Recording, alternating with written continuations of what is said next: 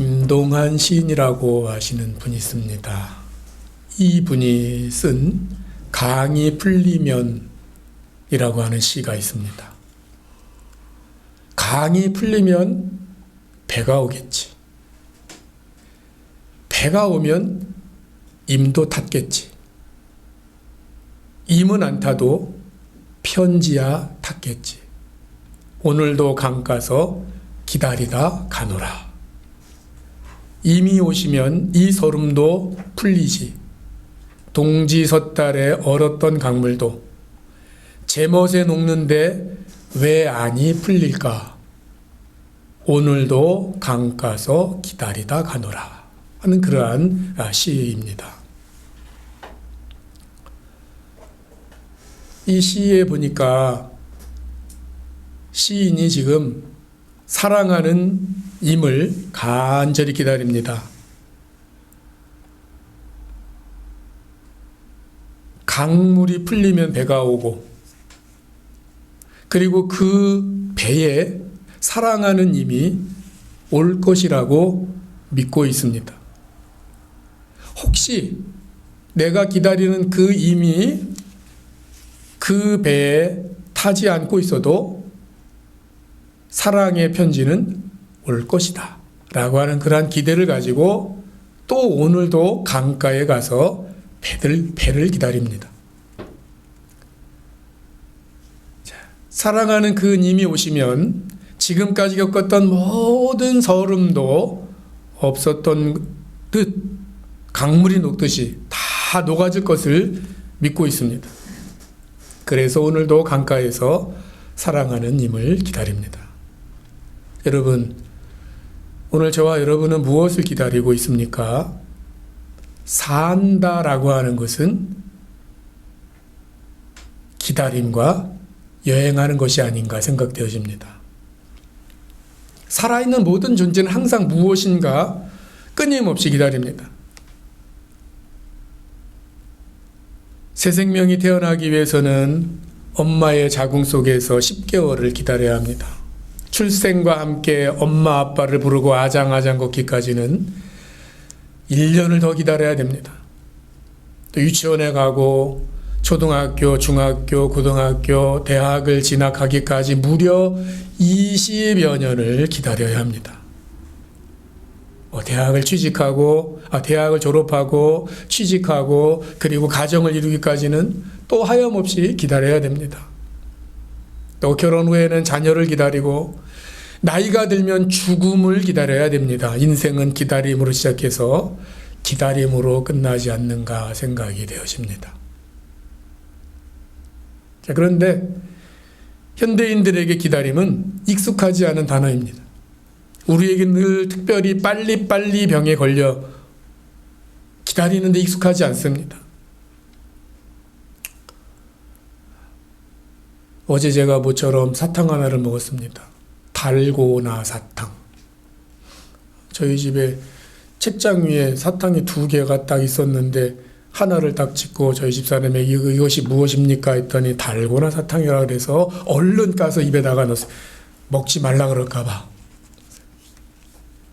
달달하더라고요. 근데 얼마 못 가서 뽀뜨득 소리를 냈습니다. 뭐 하는 소리예요? 사탕 깨무는 소리. 그랬더니 또 이빨 깨지니까 조심하라고. 사탕 깨지는 게 아니라. 저만 그런 게 아니라 여러분들도 그럴 거예요. 사탕 먹으면은 그거를 달달한 그 사탕을 오랫동안 입속에서 녹여서 먹는 것이 아니라 어떻게 우두둑 우두둑 어느샌가 씹어서 먹기 시작해요. 한국 사람들이 가장 먼저 사탕을 깨트려서 먹는다고 합니다. 자판기 요즘에 많이 없습니다만은 자판기에 커피를 뽑는 것만 봐도 얼마나 기다리지 못하는지 알 수가 있습니다. 10명 중에 3명은 자판기에 동전을 넣자마자 밑에 뚜껑을 열고 컵을 붙잡고 기다리고 있다는 거예요. 컵을 붙잡고. 그리고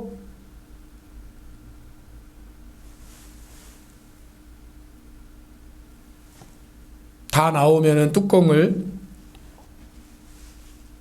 열고서 컵을 빼야 되는데 불이 꺼지기도 전에 컵을 먼저 낚아채듯이 그렇게 간다고 합니다.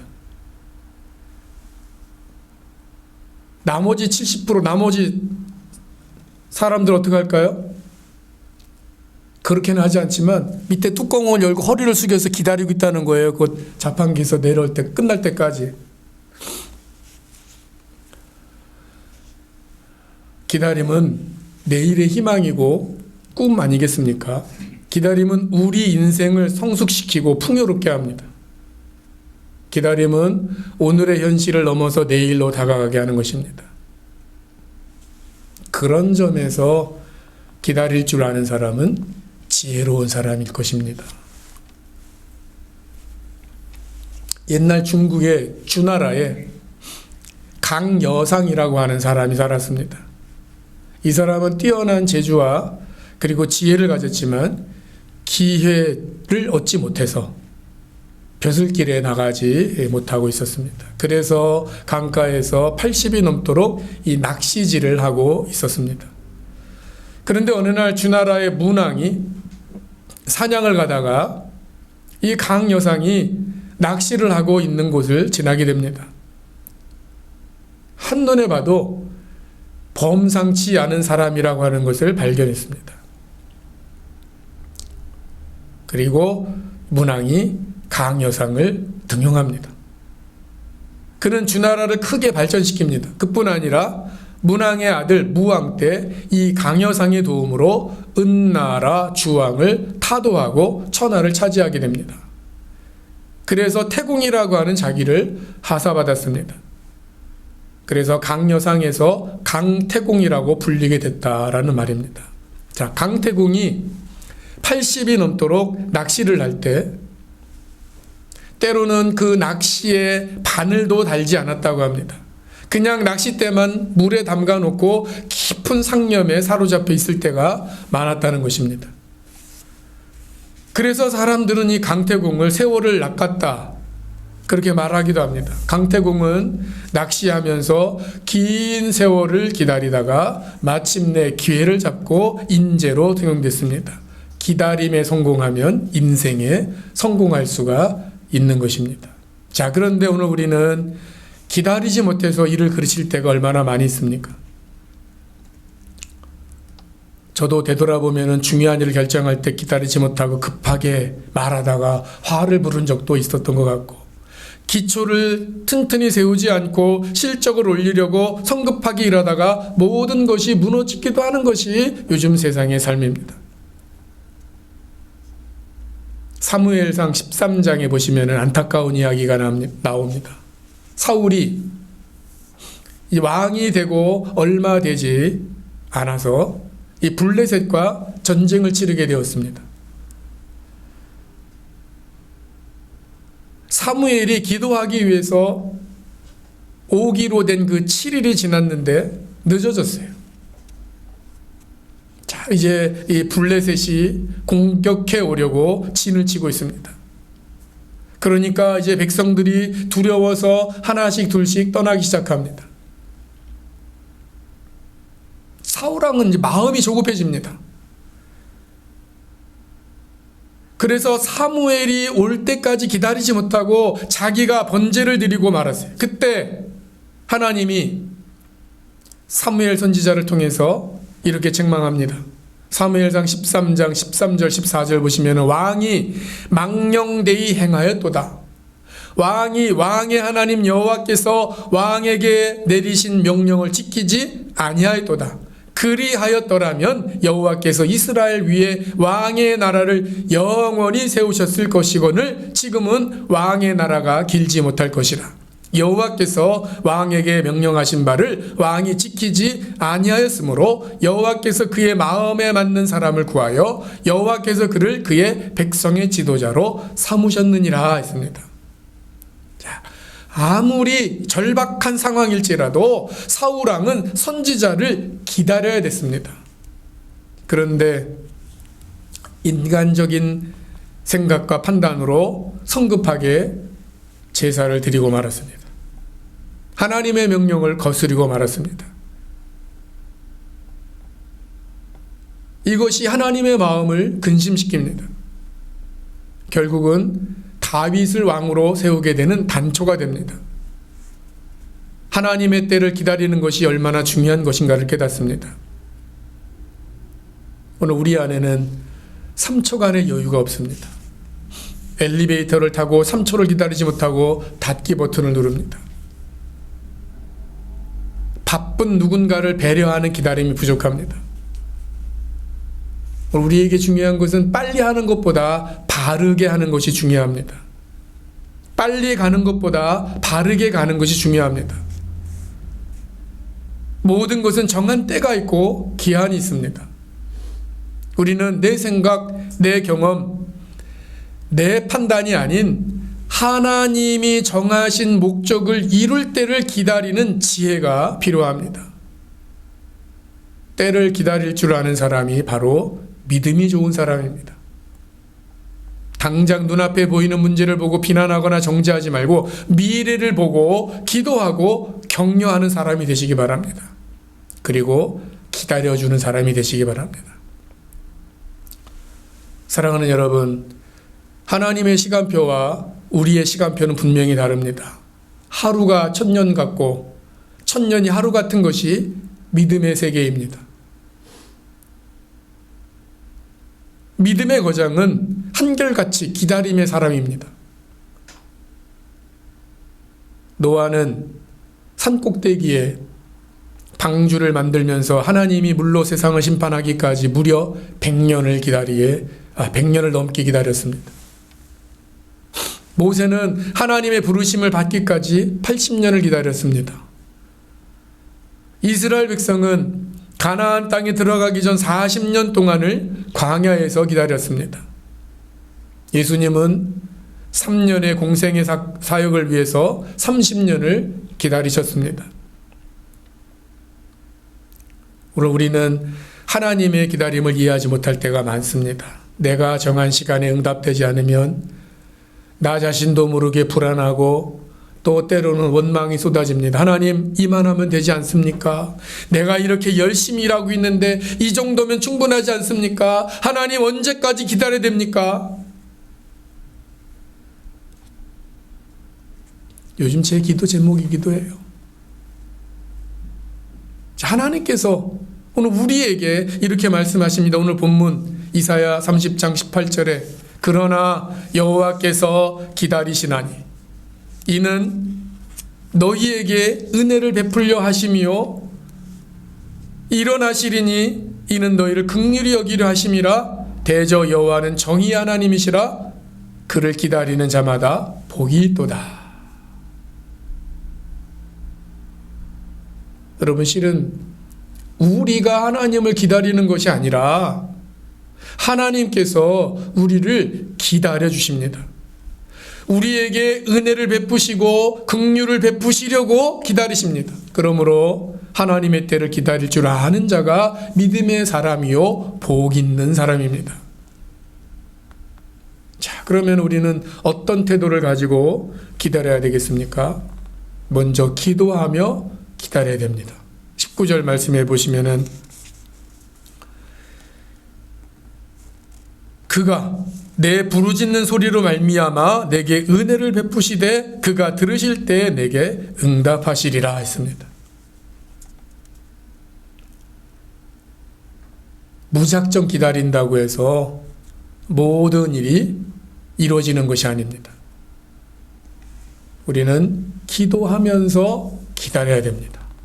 기도가 무엇입니까? 기도는 하나님 앞에서 나를 비춰보는 시간이에요. 내 마음의 아픔과 고통을 드러내는 시간입니다. 내 삶의 모든 것들을 밝히는 시간입니다. 그 속에서 나를 향하신 하나님의 계획과 뜻을 발견하는 것입니다. 그런데 우리는 기도를 통해서 하나님을 움직이려고 합니다. 내 소원을 이루기 위한 수단으로 하나님을 협박하기도 합니다. 그것은 바람직한 기도의 모습이 아닙니다. 있는 모습 그대로 주님 앞에 드려야 됩니다. 그리고 주님의 음성을 들어야 됩니다. 내 기도가 잘못되었으면 고쳐야 됩니다. 내 욕심을 위한 기도라면 빨리 내려놓아야 합니다. 그래야 하나님의 뜻을 바르게 구할 수가 있습니다. 하나님이 기뻐하시는 뜻을 깨달은 자는 어떤 고난이 몰려와도 낙심하지 않습니다. 자, 오늘 본문의 20절, 21절을 보시기 바랍니다. 주께서 너희에게 환난의 떡과 고생의 물을 주시나 내 스승은 다시 숨기지 아니하시리니 내 눈이 내 스승을 볼 것이며 내 뒤에서 말소리가 내 귀에 들려 이르기를 이것이 바른 길이니 너희는 이로 가라 할 것이며. 여러분, 기도하는 사람은 어떤 환난의 떡과 고생의 물을 마셔도 주님이 함께 하심을 믿습니다. 기도하는 사람은 동행하시는 하나님을 느낍니다. 우리의 스승이 내 곁에서 코치를 하시고 우리의 귀에 바른 길을 가도록 말씀하는 것을 듣습니다. 주님께서 갈 길을 밝히 보여주십니다. 그러므로 기도하는 사람은 최상의 가이드와 함께 여행을 하는 것과 같습니다. 반대로 기도하지 않는 사람은 혼자 배낭여행하는 것과 같은 것입니다. 모든 것을 스스로 해결해야 됩니다. 그래서 작은 일을 만나도 조급할 수밖에 없습니다. 초조합니다. 불안합니다. 바로 그때 사울처럼 자기 방법을 찾아냅니다. 하나님이 기뻐하지 않는 일을 합니다. 결국은 모든 것을 그르치고 후회하는 인생이 됩니다. 그러나 기도하는 자는 주님께서 모든 상황에서 책임을 져주신다는 것을 믿습니다. 그러므로 염려하지 않습니다. 조급할 필요도 없습니다. 도우시는 하나님을 믿기 때문입니다. 사랑하는 여러분, 우리 기도하며 기다립시다. 그것은 하나님이 기뻐하시는 뜻을 구하며 기다리는 것을 의미합니다. 그때 하나님이 들으시고 응답하십니다. 은혜를 베풀어 주십니다. 기도하는 자는 기다릴 수 있습니다. 기도하는 자는 하늘 소망을 품고 기다릴 수 있습니다. 깨어 기도함으로 기다리는 우리 대강절이 다 되시기를 주님의 이름으로 부탁을 드립니다. 두 번째로 우상을 제거하며 기다려야 합니다. 기다리는 시간은 자신을 돌아보는 시간입니다. 기도하는 자는 자신 안에 있는 찌꺼기를 봅니다. 내 안에 있는 순결하지 못함을 깨닫습니다. 자, 22절 말씀 보시기 바랍니다. 또 너희가 너희 조각한 우상에 입힌 은과 부어 만든 우상에 올린 금을 더럽게 하여 불결한 물건을 던짐같이 던지며 이르기를 나가라 하리라.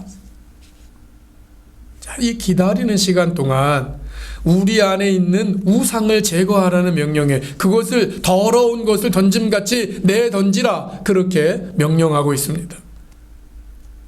여러분, 하나님이 가장 싫어하는 것이 무엇입니까? 바로 우상숭배 아니겠습니까?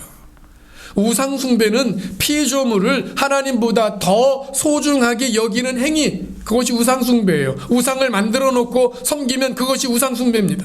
돈을 만들어 놓고 돈을 섬기면 돈이 우상입니다. 권력을 취하고 그것을 섬기면 권력이 우상입니다. 주신 것을 만족하지 않고 더 많은 것을 움켜쥐려고 하면 탐욕이 우상이 되는 것입니다. 오늘날의 우상은 눈에 보이는 것보다 보이지 않는 우상이 더 무섭습니다. 우리는 무엇보다 탐심을 경계해야 됩니다. 자족하는 마음을 가지고 살아야 합니다. 그것이 경건에 유익합니다. 감사와 찬송이 넘치는 천국의 삶을 살 수 있습니다. 오늘 우리의 마음 가운데 내 안에 있는 우상이 무엇인지 점검해 보시기 바랍니다. 대강절을 기다리면서 우리 안에 있는 우상을 몰아내고 깨끗한 마음으로 주님을 맞이하시기를 주님의 이름으로 축원합니다. 세 번째로 하나님을 신뢰하며 기다려야 됩니다. 오늘 본문의 말씀은 하나님이 유다 백성들을 책망하시는 가운데 주신 소망의 말씀입니다.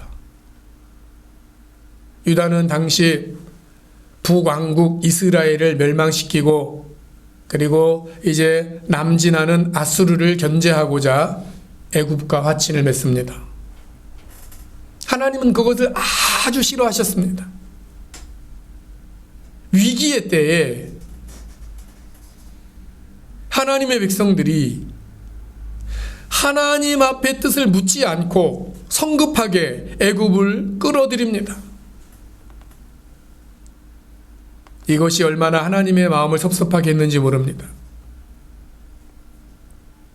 30장, 이사야 30장 이 전반부에 보시면은 하나님께서 하나님을 의지하지 않고 애굽으로 달려가는 이 유다 백성들을 담이 순식간에 무너지는 것처럼 만드시겠다, 그렇게 말씀하십니다. 토기장이가 질그릇을 깨트리듯이 나라를 박살내시겠다고 하십니다.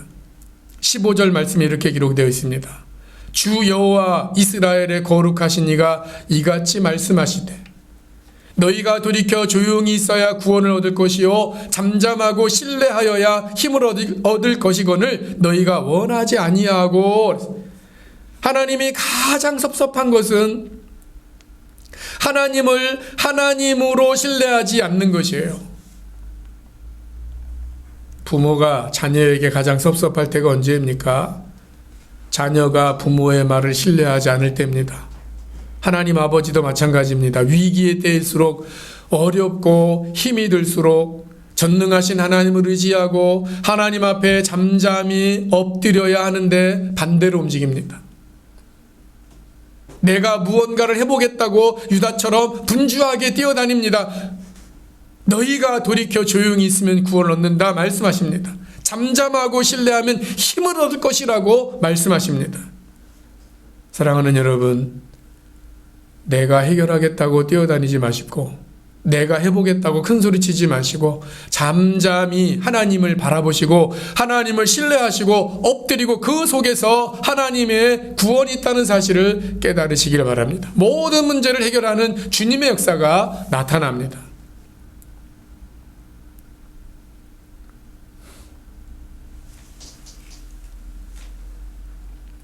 홍해를 앞둔 이스라엘 백성들에게 하나님께서 뭐라고 말씀하십니까? 출애굽기 14장 13절에 보시면은 너희는 가만히 서서 오늘 너희를 위해서 행하시는 하나님의 구원을 보라, 그렇게 말씀하시지 않았습니까?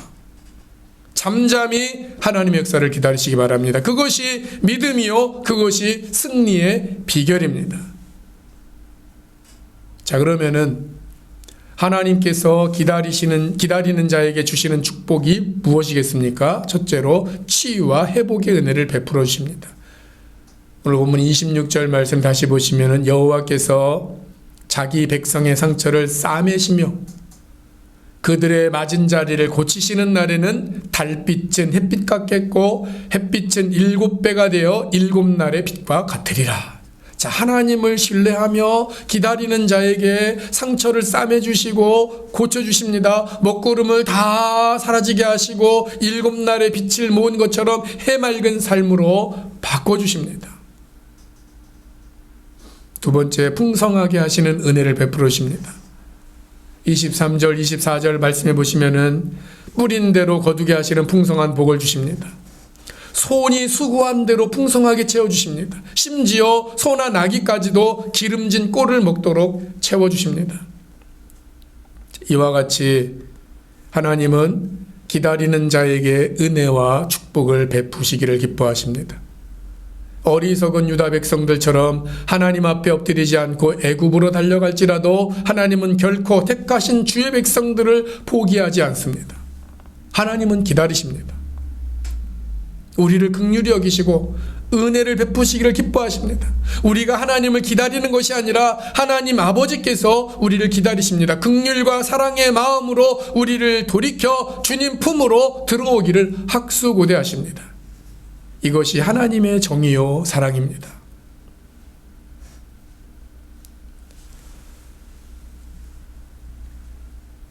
성탄절이 얼마 안 남았습니다. 교회 절기로 따지면 대강절이죠. 성탄절이 오기 전 4주간을 말합니다. 2000년 전에 이 땅에 메시아로 오신 그리스도의 성탄을 회상하는 것입니다. 우리의 심령 속에 삶의 현장에 주님께서 능력으로 임재해 주시기를 기다리는 것입니다. 그리고 마지막 때에 다시 오실 영광의 주님을 맞이할 준비를 하는 시기입니다. 우리가 다시 성탄절을 맞이하면서 우리 자신을 돌아보며 회개하고 깨어 기도하면서 주님을 맞이할 준비를 하는 때입니다. 그래서 대강절을 겨울철의 사순절이다 그렇게 부르기도 합니다.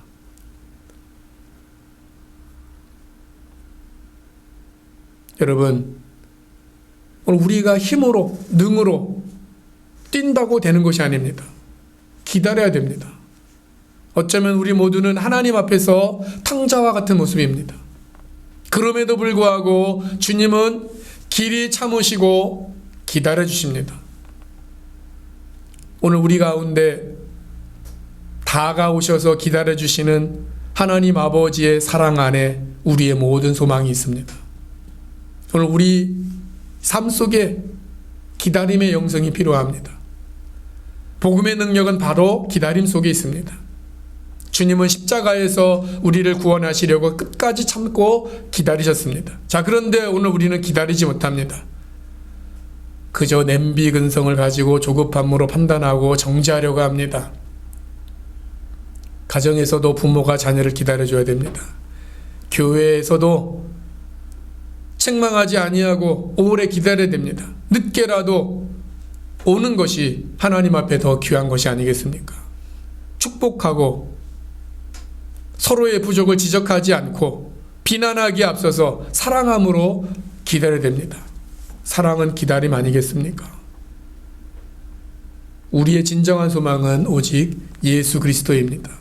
주님은 우리의 허물과 죄로 얼룩진 모습임에도 불구하고 여전히 돌아오기를 기다리십니다. 사랑하는 여러분,